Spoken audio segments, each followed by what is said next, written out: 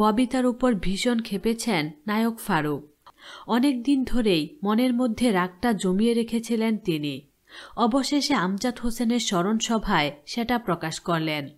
গত 11 জানুয়ারি শুক্রবার বিকেলে জাতীয় প্রেস ক্লাবের জহুর হোসেন চৌধুরীর মিলনায়তনে ছিল প্রয়াত চিত্রকার ও সাহিত্যিক আমজাদ হোসেনের স্মরণসভা।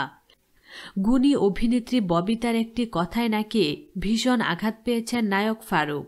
এ নিয়ে তিনি আক্ষেপ করে বলেছেন, ববিতার মতো অভিনেত্রী কি করে এমন কথা বলতে পারেন তা ভেবে আমি হতাশ হয়ে পড়েছি। তিনি বলেন, গুণী নায়িকা ববিতা, সেখানে কারো কোনো প্রশ্ন নেই। কিন্তু একটা পত্রিকায় দেখলাম তিনি বলেছেন তার জীবনে অভিনয় ও চরিত্রের দিক থেকে সেরা ছবি নাকি সত্যজিৎ রায়ের অশনি সংকেত। এই কথাটি আমি মানতে পারলাম না, আমাকে ভীষণ আঘাত দিয়েছে।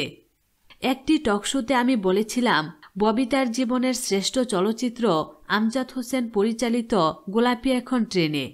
সেটা আমার চলচ্চিত্র জ্ঞানী বলেছে। ছবির একটা কিছু গোলাপি সারা দেশে জনপ্রিয় হয়েছিল। ছবিতে থাপ্পড় খেয়ে চুপ করে থাকে গোলাপি।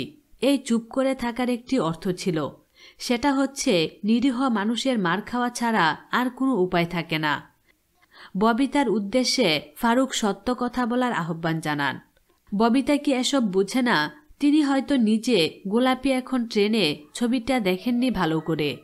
দুঃখ লাগে যখন কেউ সত্য কথা বলতে চায় না। ববিতার কাছে আমি এটা আশা করিনি। বিনোদন জগতের নিত্য নতুন খবরাখবর জানতে আমাদের চ্যানেলটিতে সাবস্ক্রাইব করার জন্য আপনাকে আন্তরিক ধন্যবাদ।